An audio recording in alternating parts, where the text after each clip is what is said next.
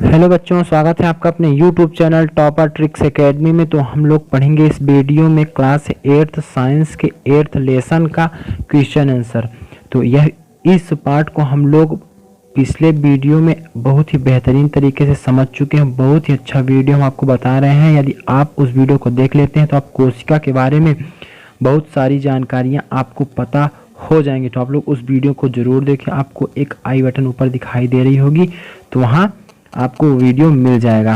नहीं तो आप प्लेलिस्ट में चले जाइए, चैनल को सर्च करके वहाँ आपको वो वीडियो मिल जाएगा। और वीडियो को अपने सभी दोस्तों के पास ज़रूर भेजा करिए। हम आपको बड़ी मेहनत के साथ फ्री में वीडियो क्लास उपलब्ध करवा रहे हैं, तो आप लोग इसको ज़रूर शेयर कीजिए। और जो लोग अभी तक चैनल को सब्सक्राइब नहीं किए हैं तो चैनल को सब्सक्राइब करिए, ताकि आपके पास तक वीडियो की सूचनाएँ पहुँचती रहें। तो चलिए आगे बढ़ते हैं और देखते हैं इसके क्वेश्चन आंसर। तो देख लीजिए, इसका शीर्षक क्या था, कोशिका संरचना और कोशिका के प्रकार। तो इसके क्वेश्चन आंसर और अभ्यास के प्रश्न करते हैं। तो आपके सामने है अभ्यास के प्रश्न। तो अभ्यास का पहला प्रश्न देखिए क्या बोल रहा है कि फर्स्ट नंबर देखिए, निम्न कथन सत्य टी है अथवा असत्य एफ है। अर्थात सत्य और असत्य का पता लगाना है आप लोगों को। तो इसमें देखिए पहला नंबर प्रश्न देखिए का नंबर, एक कोशिकीय जीव जो होते हैं, एक कोशिकीय जीव में एक ही कोशिका होती है, क्या सत्य है या असत्य पूछ रहा है। तो आपको क्या लगाना है, यह सत्य है। तो इसके सामने आप लोग क्या लिखेंगे, टी। क्या लिखेंगे, टी, अर्थात ये वाला टी आपका सही हो जाएगा। दूसरा नंबर देख लीजिए अब कि खा नंबर, पेशी कोशिका शाखान्वित होती है, क्या सत्य है या असत्य है। तो आपका क्या है, ये आपका गलत है। इसके सामने आप लोग लिखेंगे एफ, फॉल्स। इंग्लिश में क्या होता है एफ का अर्थ, इसके सामने लिख देंगे एफ, यानी फॉल्स, रॉन्ग है, गलत है। ठीक, अब देखते हैं ग नंबर। तो ग नंबर क्या है, किसी जीव की मूल संरचना अंग है। किसी कोई भी और जो जीव होता है तो उसका जो मूल संरचना होती है क्या अंग होता है। तो ये भी आपका क्या है, असत्य। हम आपको बड़ी ही बेहतरीन तरीके से बता चुके हैं पिछले वीडियो में।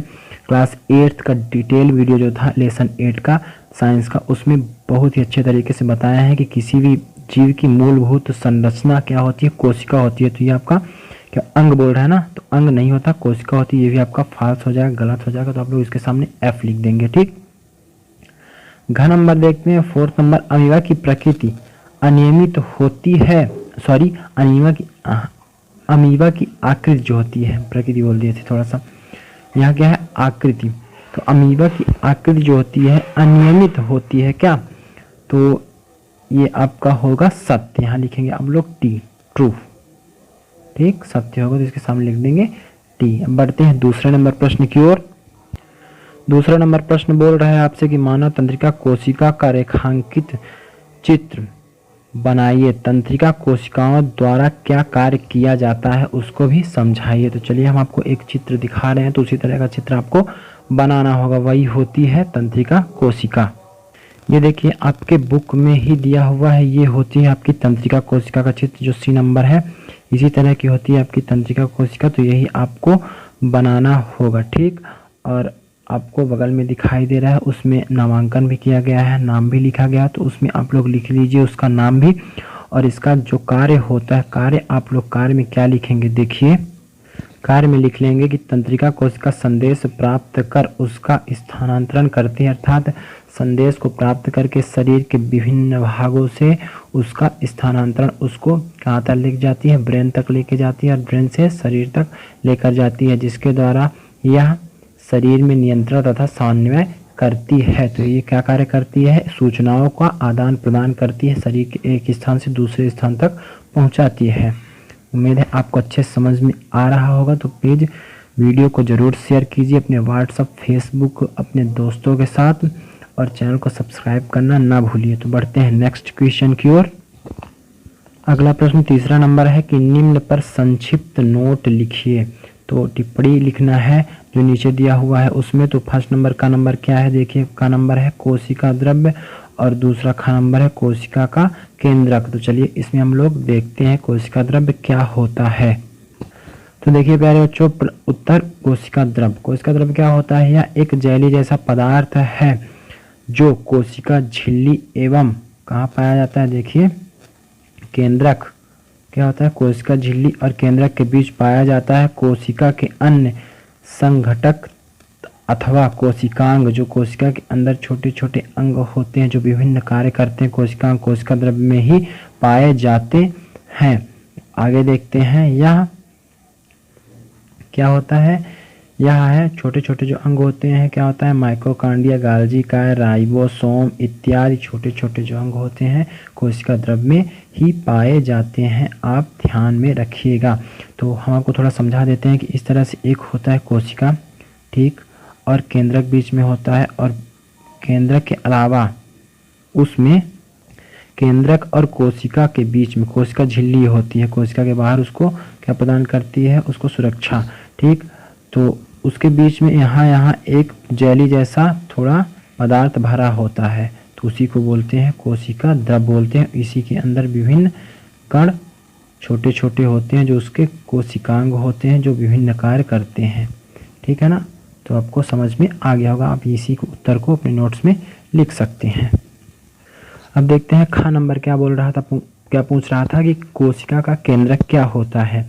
जिस तरह से किसी भी मनुष्य, किसी भी जानवर के लिए उसका क्या होता है, दिमाग होता है, माइंड होता है, उसी तरह जो कार्य करता है केंद्र क्या कार्य करता है, ब्रेन का कार्य करता है, पूरा कार्य कोशिका का नियंत्रित करता है। तो चलिए देखते हैं केंद्रक के बारे में, कोशिका का केंद्रक क्या होता है।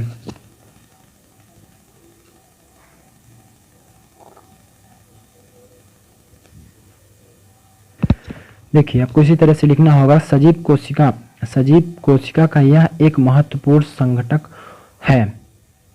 सामान्यतः यह गोलाकार होता है तथा कोशिका के मध्य भाग में स्थित होता है। इसे सफलतापूर्वक अभिरंजित करके सूक्ष्मदर्शी के नीचे आसानी से देखा जा सकता है। सूक्ष्मदर्शी के साथ इसको आसानी से देखा जा सकता है, क्योंकि कोशिका ही बहुत सूक्ष्म होती है तो उसका केंद्रक तो और ही सूक्ष्म होगा, तो इसको केवल सूक्ष्मदर्शी की सहायता से देखा जा सकता है। केंद्रक कोशिका द्रव्य से एक झिल्ली द्वारा अलग होता है। देखिए ये हुआ कोशिका, बीच में केंद्रक दिखाई दे रहा है, केंद्रक के अगल बगल भी एक झिल्ली होती है जिसको केंद्रक झिल्ली बोला जाता है, अथवा केंद्र का आवरण अर्थात केंद्र का आवरण, केंद्र को सुरक्षित करने वाला जो आवरण होता है उसको क्या बोलते हैं, केंद्रक झिल्ली बोलते हैं। अब आगे देख लीजिए क्या होता है कि यह झिल्ली भी सरंध्र होती है तथा कोशिका द्रव्य एवं केंद्र के बीच पदार्थ के आवागमन को नियंत्रित करती है। जिसकी आवश्यकता होती है, जिस पदार्थ की, वो अंदर बाहर होता रहता है। उच्च आवर्धन क्षमता वाले सूक्ष्मदर्शी द्वारा देखने पर हमें केंद्रक में एक छोटी सघन संरचना दिखाई देती है। इसे केंद्रिका अथवा यूक्लियोलस कहते हैं, है ना। सूक्ष्म संरचना दिखाई देगी सूक्ष्मदर्शी की सहायता से। इसके अतिरिक्त केंद्रक में धागे के समान संरचना भी होती है, तो उसको क्या बोलते हैं, उसको बोलते हैं जो क्रोमोसोम अथवा गुणसूत्र कहलाते हैं। तो आप लोग यहाँ तक लिख लेंगे केंद्रक के बारे में, ठीक, वहाँ से स्टार्ट से, तो ये आपका आंसर हो जाएगा। आपका चौथा नंबर प्रश्न क्या बोल रहा है कि कोशिका के किस भाग में कोशिकांग पाए जाते हैं। तो आप लोग उत्तर में लिखेंगे कि कोशिकांग कोशिका के कोशिका द्रव्य में पाए जाते हैं। किस में पाए जाते हैं, कोशिका द्रव्य में कोशिकांग पाए जाते हैं। हम आपको इस वाले उत्तर में बता भी चुके हैं, ठीक। तो आप लोग थोड़ा सा ध्यान दे के पढ़ा करिए, आपका उत्तर मिल जाता है दूसरे प्रश्नों में भी। तो पांचवा प्रश्न देखते हैं। पांचवा प्रश्न क्या बोल रहा है, पादप कोशिका एवं जंतु कोशिका के रेखांकित चित्र बनाकर उसमें 3 अंतर लिखना है। तो चलिए इसको हम लोग करते हैं। तो इसका उत्तर क्या होगा, तो आपको उत्तर में अपने नोट्स में इसी तरह से लिखना है जिस तरह से आपको स्क्रीन में दिखाई दे रहा है। यह हुआ आपका क्या हुआ, ए नंबर आपकी हुई पादप कोशिका अर्थात पेड़ पौधों की कोशिका हुई, और ये जो दिखाई दे रही है जंतु कोशिका हुई, इसे विभिन्न प्रकार के जो जंतु होते हैं, ठीक। इसी तरह से आपको चित्र बनाना है और इनको दर्शा भी देना है कि ये क्या हुआ, ये कोशिका झिल्ली हुई, रिक्तिका दोनों पाए जाते हैं, केंद्रक दोनों पाया जाता है, कोशिका द्रव्य दोनों पाए जाते हैं। लेकिन जो हरित लवक होता है वो केवल किस में पाया जाता है, पादप कोशिका में पाया जाता है, और कोशिका भित्ति केवल पादप कोशिका अर्थात पेड़ पौधों की कोशिकाओं में पाया जाता है, जीव कोशिका जंतु कोशिका में नहीं पाया जाता है। तो आपको अंतर लिखना है। तो अंतर आपकी बुक में सारणी दी हुई है, देखिए कि इसमें आप लोग लिख लेंगे कि कोशिका का भाग क्या होता है। कोशिका झिल्ली पादप कोशिका में पाई जाती है, जंतु कोशिका में पाई जाती है, कोशिका भित्ति पादप कोशिका में पाई जाती है, लेकिन जंतु कोशिका में नहीं पाई जाती है। और आप लोग एक लिख लेंगे प्लास्टिड वाला लिख लीजिए। प्लास्टिड वाले में क्या लिखेंगे कि इसमें पाई जाती है, उपस्थित यहाँ पास क्या लिखेंगे, उपस्थित, ठीक, लिख लेंगे। और यहाँ लिख लेंगे कि अनुपस्थित, यहाँ क्या लिख लेंगे, यहाँ इस स्थान पे जंतु की तरफ अनुपस्थित। प्लास्टिड जंतु कोशिका में नहीं पाई जाती है और प्लास्टिड में ही हरित लवक पाया जाता है, जिससे पौधे हरे दिखाई देते हैं। ठीक, अब आगे बढ़ते हैं अगले क्वेश्चन की ओर। 6वां नंबर प्रश्न बोल रहा है कि यूकैरियोट्स और प्रोकैरियोट्स में अंतर लिखिए। तो दोनों का अंतर क्या होगा, लिखिए। यूकैरियोट्स एवं प्रोकैरियोट्स के अंतर निम्नलिखित हैं। इन जीवों की कोशिकाओं, यूकैरियोट्स की तरफ आप लोग लिखेंगे इन जीवों की कोशिकाओं में झिल्ली युक्त सुसंगठित केंद्रक पाया जाता है, लेकिन प्रोकैरियोट्स की तरफ आप लोग लिखेंगे कि इन जीवों की कोशिकाओं में केंद्रक पदार्थ केंद्रक झिल्ली के बिना होता है। जो केंद्रक होता है वो बिना झिल्ली के होता है प्रोकैरियोटिक्स में, और यूकैरियोटिक्स में जो होता है उसमें केंद्रक के साथ झिल्ली होती है, केंद्रक के बाहर भी। ठीक, तो आप लोग इस तरह से लिख लेंगे। अब बढ़ते हैं अगले प्रश्न 7वें की तरफ। 7वां नंबर क्वेश्चन है कि कोशिका में क्रोमोसोम अथवा गुणसूत्र कहाँ पाए जाते हैं, उनका कार्य लिखिए। तो आप लोग इसका उत्तर लिखेंगे कि कोशिका में क्रोमोसोम अथवा गुणसूत्र केंद्रक में पाए जाते हैं। हम आपको भी बता भी चुके हैं कि केंद्रक में पाए जाते हैं, धागे की समान जो संरचना होती है। ठीक, तो लिखेंगे ये धागे के समान संरचनाएं होती हैं, ये जीन के धारक हैं। ये क्या करते हैं, जीन को अपने अंदर रखते हैं, इन्हीं में जीन होता है, तथा आनुवांशिक गुणों अथवा लक्षणों को जनक के अगली पीढ़ी में स्थानांतरित करते हैं। ये कोशिका विभाजन के समय ही दिखाई देते हैं। तो सरल शब्दों में बता दें कि जिस तरह के किसी के माता पिता होते हैं, लगभग मिलती जुलती संतानें उनकी उसी तरह से होती हैं, चाल ढाल रंग रूप सेम। ठीक, क्यों, कारण क्या है, इन क्रोमोसोम के कारण, अर्थात गुणसूत्र के कारण, और ये आनुवांशिक गुणों के कारण होता है। ठीक, तो यही आपसे पूछ रहा है, तो यही आप लोग इसका उत्तर लिख लेंगे। अब आगे बढ़ते हैं 8वें नंबर में। 8वां बोल रहा है कि सजीवों में कोशिका मूलभूत संरचनात्मक इकाई है, समझाइए। तो इसका उत्तर तो हम आपको बताएंगे, लेकिन हम आपको एक बात बता दें कि जो वीडियो हम आपको डिटेल बना चुके हैं इस पार्ट का, उसमें हम बहुत ही अच्छे समझाए हैं इस मूलभूत संरचनात्मक इकाई के बारे में। अगर जो आप लोग वीडियो को देखे होंगे तो आपसे बन जाएगा ये आंसर बिना रटे। ठीक है, तो आप लोग तो वीडियो को पूरा देखते नहीं है। कोई वीडियो अगर जो हम आपको बना के देते हैं, अच्छा वीडियो हो किसी तरह का, और जब टेस्ट होता है तो वही आंसर अपने से बना के कुछ भी दे देते हैं, सटीक आंसर आप लोगों का नहीं आता है। तो आप लोग वीडियो को ज़रूर देखा करिए, उससे आपको बहुत सारी सीख मिलेंगी और आगे चल के मदद भी होगी बहुत ज़्यादा। तो इसका आंसर आप लोग क्या लिखेंगे, जिस प्रकार भवन निर्माण के लिए ईंटों का प्रयोग होता है, उसी प्रकार सजीव जगत में जीव भिन्न भिन्न होते हुए भी कोशिकाओं से बने होते हैं। इसलिए यह कहा जाता है कि कोशिका सजीवों की मूलभूत इकाई है। मूलभूत इकाई कहने का मतलब क्या होता है, क्योंकि जिस तरह बूंद बूंद से घड़ा भरता है, जिस तरह से बूंद बूंद से घड़ा भरता है, उसी तरह से एक एक कोशिका मिल के क्या बनाती है, शरीर बनाती हैं। अगर जो एक कोशिका ना हो तो शरीर नहीं बनेगी। इस तरह से एक एक कोशिका मिल के सबसे पहले ऊतक का निर्माण करती हैं, ऊतक अंगों का निर्माण करते हैं और अंग मिलके शरीर का निर्माण करते हैं। इसीलिए कोशिका को सजीव जगत की मूलभूत इकाई कहा जाता है। ठीक, उम्मीद है आपको समझ में आ गया होगा।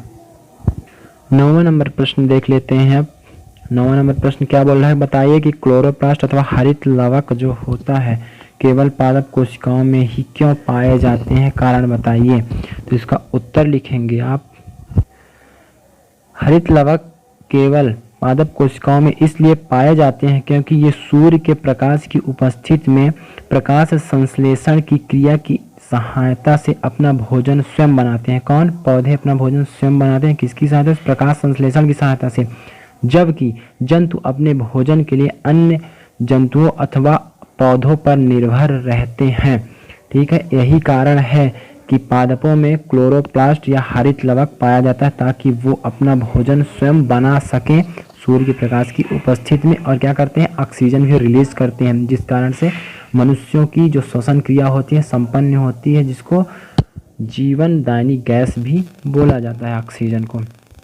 तो इस पार्ट में आपके टोटल क्वेश्चन आंसर हो गए हैं और आपका जो ये एक बचा हुआ है बाईं से दाईं और लिखा हुआ है ना, ये वाला, तो इसका हम उत्तर आपको व्हाट्सएप में अब हमको मैसेज करिएगा ज़रूर कि ये वाला आंसर हमको चाहिए इस लेसन का, तभी हम आपको दे पाएंगे, क्योंकि वहाँ बहुत सारे मैसेजेस आते हैं तो कुछ मालूम नहीं हो पाता है। तो आप लोग क्लियर मैसेज किया करिए और व्हाट्सएप ज्वाइन कर लीजिए। आपको नीचे व्हाट्सएप नंबर दिखाई दे रहा होगा, उससे आपको फ़ायदा होने वाला है। वहाँ आपको PDF और फोटोज़ बहुत सारी उपलब्ध करवाई जाती हैं।